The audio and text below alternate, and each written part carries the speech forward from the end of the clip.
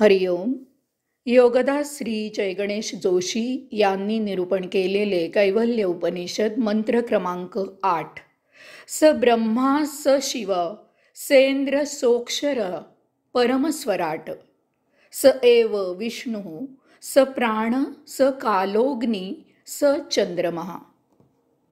तोच ब्रह्मा आहे, तोच शिव आहे, तोच इंद्र आहे, तोच अक्षर आहे, तोच परमदिव्य प्रकाश आहे, तोच विष्णू आहे, तोच प्राण आहे, तोच काळाग्नी आहे, तोच चंद्र आहे. तोच ब्रह्मा आहे, तोच विष्णू आहे, तोच शिव आहे. हे विश्व आणि त्यातील तमाम वस्तुजगत म्हणजे मूलतः 3 तत्वांचा पसारा आहे. विश्वासह विश्वातील कोणतीही वस्तू म्हणजे 3 तत्वांचे मिश्रण आहे. विश्वासह विश्वातील कोणतीही वस्तू भिन्न भासते, कारण 2 वस्तूंमधील या मूलभूत तत्वांच्या मिश्रणाचे प्रमाण बदलते आणि त्यामुळे आपल्याला वस्तू निराळी भासते. कोणत्याही वस्तूचे विभाजन केले, विच्छेदन केले की आपल्याला त्यात हीच 3 तत्वे आढळून येतात. 2 वस्तूंमध्ये फरक इतकाच असतो की त्या 2 वस्तूत याच 3 तत्वांचे प्रमाण निराळे असते. याचा अर्थ असा आहे की मातीचे विच्छेदन केले आणि त्यातील ही 3 तत्वे सोन्यातील या 3 तत्वांच्या प्रमाणात मिसळली तर त्या मातीचे सोने होईल. याच प्रकारे कोणतीही वस्तू कोणत्याही वस्तूत रूपांतरित करता येईल. आपल्या ऋषीमुनींनी या 3 मूलभूत तत्वांना नाव दिलेले आहे, सत्व रज तम. त्यांनाच 3 देवतांची नावे आहेत, ब्रह्मा विष्णू महेश. आजच्या अतिप्रगत अत्याधुनिक विज्ञानाने हे मान्य केलेले आहे. विज्ञानाने वस्तूचे अणु परमाणूपर्यंत विभाजन केले. त्यानंतर विज्ञानाने अणुपरमाणूचे आणखी विभाजन केले आणि शास्त्रज्ञांना असे आढळून आले की प्रत्येक वस्तू म्हणजे 3 गोष्टींचे मिश्रण आहे. 2 वस्तूत फरक इतकाच की प्रत्येक वस्तूत याच 3 गोष्टींचे मिश्रणाचे प्रमाण भिन्न आहे. त्यामुळे येथे वस्तूत विविधता आहे. याला वैज्ञानिक नावे आहेत, इलेक्ट्रॉन, प्रोटॉन, न्यूट्रॉन. या 3 पायाभूत तत्वांची कार्ये मूलभूत आहेत. ती म्हणजे इलेक्ट्रॉन महेश, तम, विनाश करणे, लय करणे, विध्वंस करणे. प्रोटॉन ब्रह्मा, रज, उत्पन्न करणे, सृजन करणे. न्यूट्रॉन विष्णू, सत्व, पोषण करणे, रक्षण करणे, स्थिती सांभाळणे. अशा प्रकारे उत्पत्ती, स्थिती, लय ही परमात्म्याची मूलभूत कार्ये करणाऱ्या या 3 शक्ती आहेत. वास्तवात त्या 3 शक्ती भिन्न नसून त्या मूलतः एकाच परमात्म्याच्या आहेत. त्यामुळे साधक ब्रह्मा विष्णू महेश या 3 देवांची उपासना करू लागले.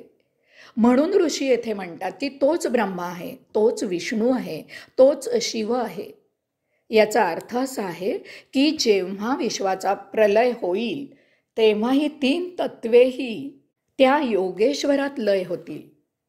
ज्या अर्थी ही 3 मूलभूत कार्ये आहेत त्या अर्थी इतर सर्व देवदेवता याच 3 तत्वांचा विस्तार आहेत. ब्रह्माचा विस्तार असण्याचे कारण नाही, कारण त्याचे एकमेव कार्य म्हणजे निर्मिती करणे. या एका कार्यासाठी एक ब्रह्मा पुरे आहे, त्यामुळे त्याचा विस्तार झाला नाही. तसेच महेशाचे एकमेव कार्य म्हणजे लय करणे. या एका कार्याला एकटा महेश पुरेसा आहे, त्यामुळे त्याचा विस्तार झाला नाही.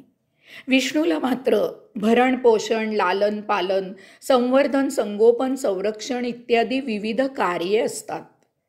शिवाय त्याला ब्रह्मा आणि महेश यांच्यामध्येही स्थिती सांभाळायची असते. ब्रह्मा आणि महेश यांना काही प्रश्न निर्माण झाला तर मदत करावी लागते. यास्तव विष्णूच्या कार्याचा विस्तार झाला. त्याप्रमाणे त्याचे एक एक देवदेवता निर्माण झाले. म्हणूनच सर्व देव हे विष्णूचे अवतार आहेत असे मानले जाते. अजूनही हा विस्तार होत आहे आणि होत राहणार आहे. अर्थात यात काही देवदेवता विस्मृतीत जात आहेत. अशा प्रकारे मानवाला उपासना करायला अनेक देवदेवता मिळाल्या. ज्याला जसा भाव तसा तो त्याची देवदेवता निवडू लागला.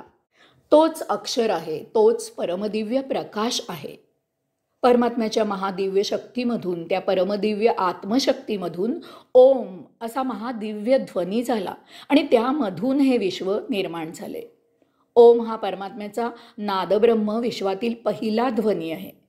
त्या विश्वेश्वराने, योगेश्वराने स्वतःची ओळख, आपले नाव सांगून करून दिली, मी ओम. त्यामुळे परमात्म्यात योगेश्वराला ओम असे नामाधिधान प्राप्त झाले.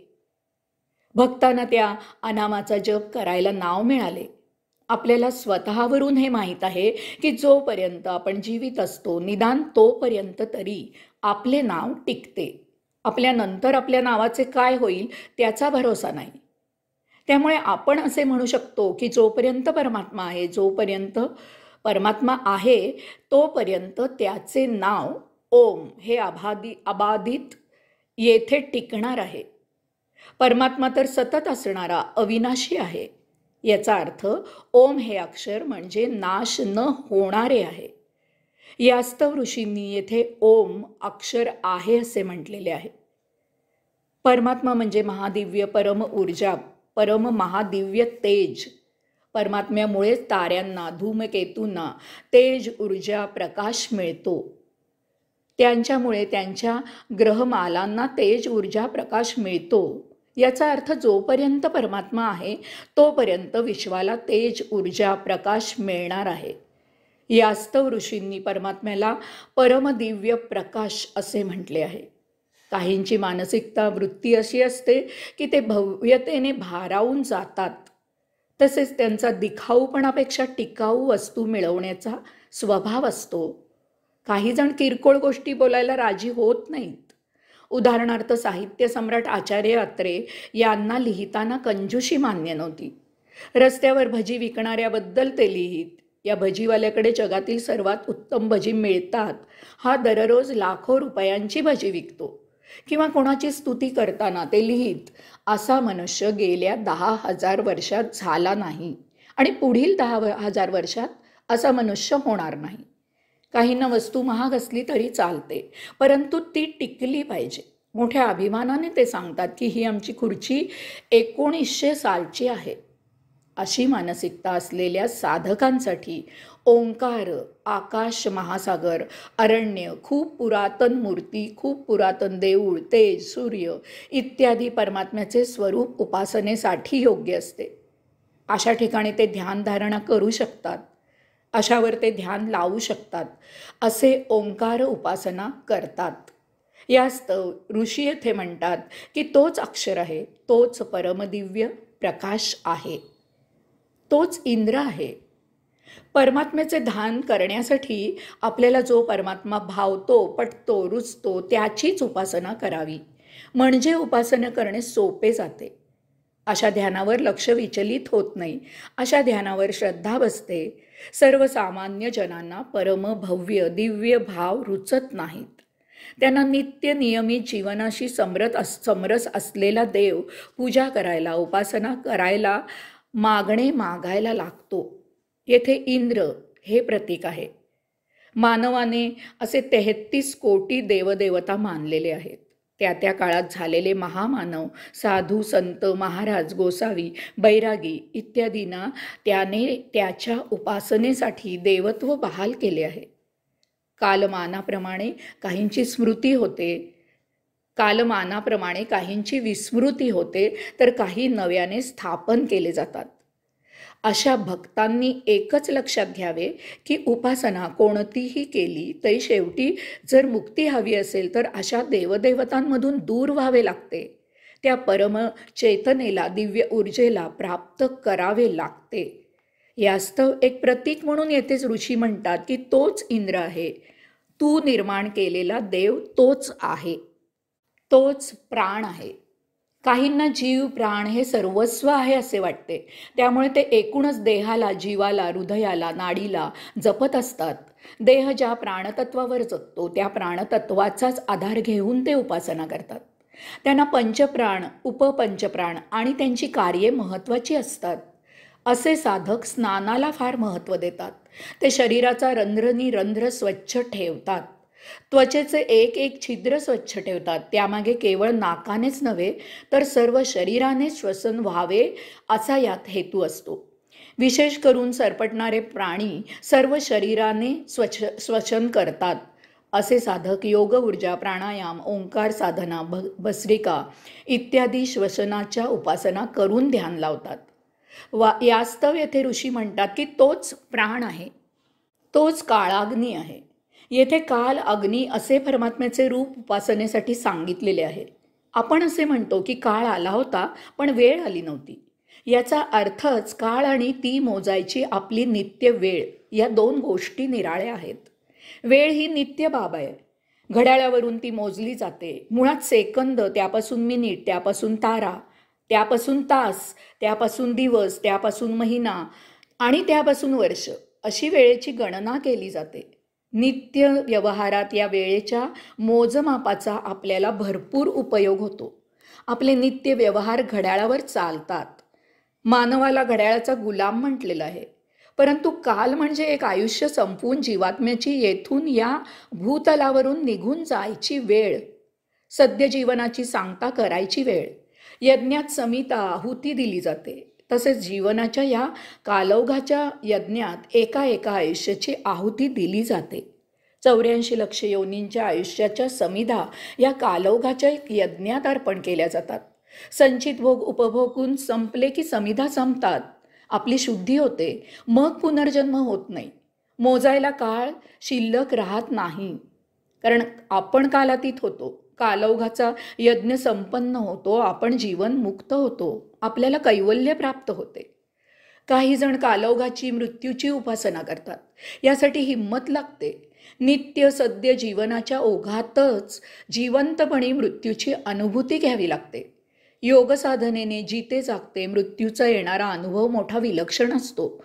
त्या उंबरठ्यापर्यंत जाऊन परत येण्याचा अनुभव फार काही मोलाचे ज्ञान शिकवतो. कालौघाच्या घरात निदान यम महाराजांच्या तरी घरात डोकवायला जावे आणि तेथे स्वतः योगेश्वरच विराजित असलेले दिसावेत. अशी अनुभूती मिळाली की जीवन म्हणजे एक लीला होते. देहाचा नेमका अर्थ उमजतो. त्या योगे अंतःकरणातील आत्म्याची महती दुहेरी अधोरेखित होते. कालभैरव म्हणजे तोच योगेश्वर आहे हे पक्के लक्षात येते आणि त्याच्या या उत्पत्ती, स्थिती, लय या लीलेची मोठी अनोखी मौज येते. मरणकाल समीप आल्यावर आता कोणीतरी अक्राळ विक्राळ महाक्रूर असा कालभैरवाचा दूत न्यायला येईल असे आपल्याला वाटते. म्हणून आपण ओम तत्सत्वम असी असा महामंत्राचा जप करत वाट पाहत असावे आणि मोठ्या मायेने, प्रेमाने, वात्सल्याने कोणीतरी हाक मारावी आणि म्हणावे, अरे वत्सा, तुझ्यासाठी अमृताचा चषक भरून ठेवला होता. किती काळ दूर गेला होतास. सृष्टीलीलेचा खेळ पाहून येतो आणि मग अमृत पितो असे म्हणालास आणि तेथे प्रेक्षकाची भूमिका सोडून त्या खेळातच रमलास. स्वतःच खेळायला लागलास. चल, पुरे आता हा खेळ. ये.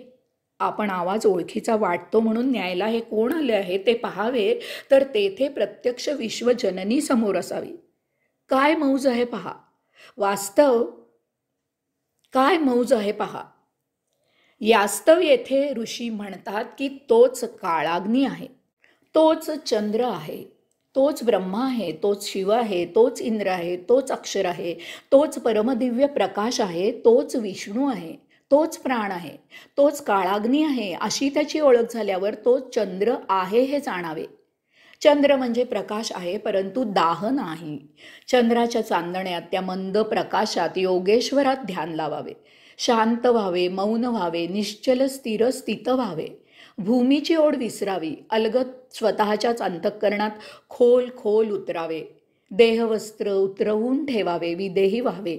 तेथे त्या महादिव्य तेजस्वी आणि तरीही शीतल अशा प्रकाशात सर्व बाजूने लपेटून घेरून घ्यावे. जगत जननीच्या कुशीत विसावावे.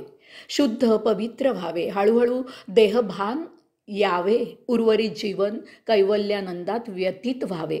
या परी ते भाग्य ते काय असावे. हरिओम.